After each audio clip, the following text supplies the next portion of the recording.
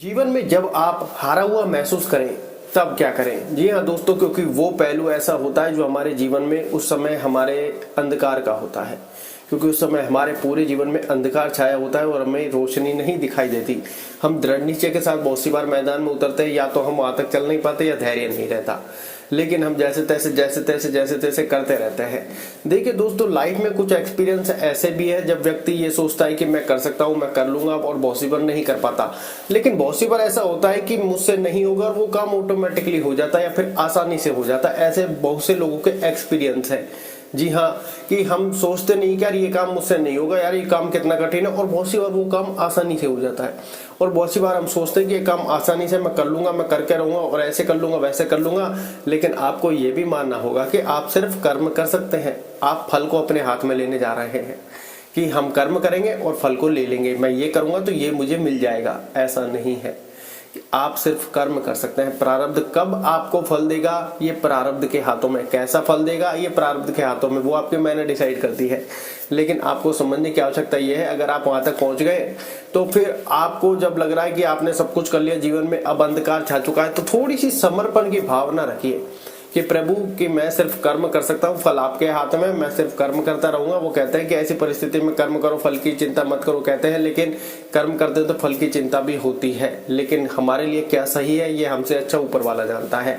उस समय पे थोड़ा और धैर्य धारण करें, क्योंकि जब कहते हैं जब घनघोर अंधेरा छा जाता है, हमें रास्ते नजर नहीं आते, जब रोशनी, वो कहते हैं उम्मीद का एक दीपक काफी होता है, तो जब घनघोर अंधेरा छा जाए तो ये समझना सवेरा होने वाला है। वहां थोड़ा और सब्र बनाकर रखें।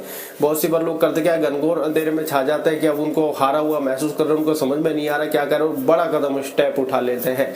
लेकिन थोड़ा सब्र रखने की और आवश्यकता आपको होती है। वो कहते हैं धीरज, पेशेंस, धैर्य को इतना बड़ा इसलिए कहा गया है कि व्यक्ति का जब सब्र का बांध टूटता है तो वो अपने मार्ग से भटक जाता है, रास्ते कोई और चुन लेता है।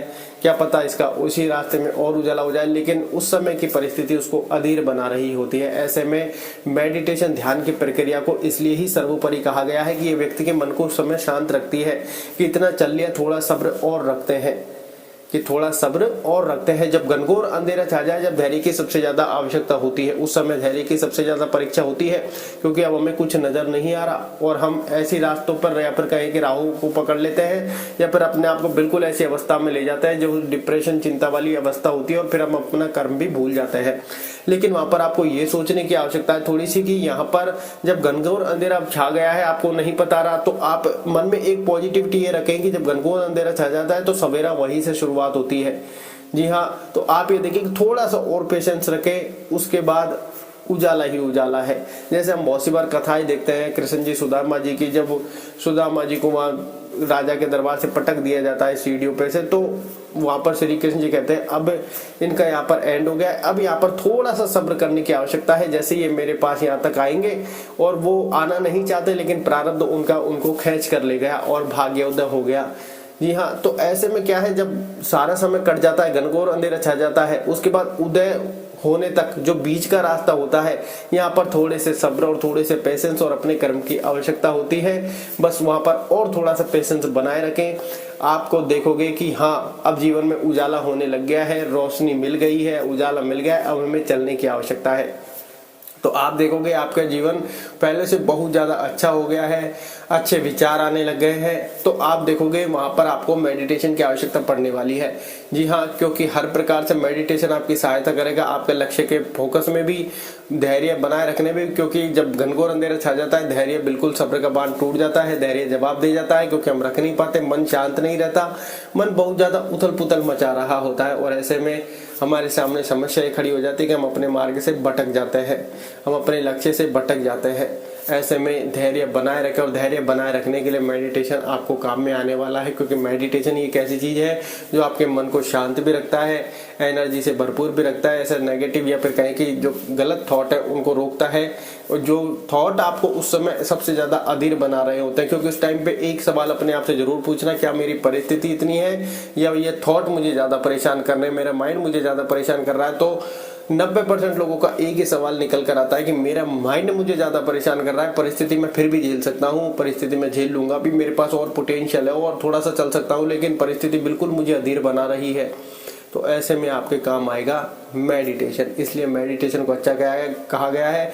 कुछ लोग कहते हैं कि मेडिटेशन कैसे करें, तो उसके लिए लास्ट में एक वीडियो शो हो जाएगी, आप चिंता ना करें, उस प्रकार आप कर सकते हैं। बाकी जैसा आपको आइडिया हो, पता हो, जैसा आप करना चाहते हैं वैसा कर सकते हैं। बाकी नहीं पता तो लास्ट में वीडियोस होगी, आप कर लेना, क्योंकि ये हमारे जीवन में हर अवस्था में काम आने वाला है। अच्छी में, बुरी में, सुख में, दुख में, चाहे आपको निरंतर संघर्ष करना हो, चाहे धैर्य रखने वाली बात हो, चाहे कितना ही अंधेरा छा जाए, चाहे कितना ही उजाला हो जाए, ये हर समय आपके काम आने वाला है। तो मेडिटेशन आपके लिए परफेक्ट है, आपकी लाइफ के लिए परफेक्ट है। और मेडिटेशन जब आपने अपने जीवन में उतार लिया है तो इसको करने से कभी जीवन में पीछे ना हटे। अपने दैनिक जीवन का और अपने दिन का अपने आप को 20 मिनट जरूर देनी है आपको, क्योंकि आप एक बार देने लग गए तो आप देखोगे आपके लाइफ में बदलाव आने लग जाएंगे। आप धैर्यवान बन जाओगे, आप संकल्पवान बन जाओगे। आप देखोगे कि जो चीज आपने ठान ली है अब आप उसमें कर गुजर रहे हो। जी हाँ, अब उसमें पूरी श्रद्धा के साथ लगे हुए हैं। आपको ये नहीं अब समझ में आ रहा जब आप मेडिटेशन के दौर में उतर रहे हैं कि क्या होगा क्या नहीं होगा, और आप अपने काम में फोकस्ड होकर पूरी तरीके से लग रहे हैं। जब हम पूरी तरीके से लगते हैं तो वो कहते हैं ना, कोई चीज को अगर किसी शिद्दत के साथ चाहो तो पूरी कायनात उसको मिलाने लग जाती है, क्योंकि वहां पर दैवीय शक्तियां जागृत हो जाती हैं। दैवीय शक्तियां वो काम पूरा करने के लिए अवगत हो जाती हैं। तो आप ये ध्यान रखें कि अपने मार्ग से भटके ना। जब बिल्कुल अंधेरा छा जाए और आपका कार्य अच्छा है, आपको अपनी परफॉर्मेंस पर भरोसा, आपने 100% कार्य किया है, तो अब अपने आप से कहिए थोड़ा सब्र और रखना है। मन ज्यादा परेशान कर रहा है तो पहले से आप मेरे को मेडिटेशन आज मिल रहा है तो हो सकता है आपको आवश्यकता भी पड़े तो मेडिटेशन के दौर में उतर जाना है।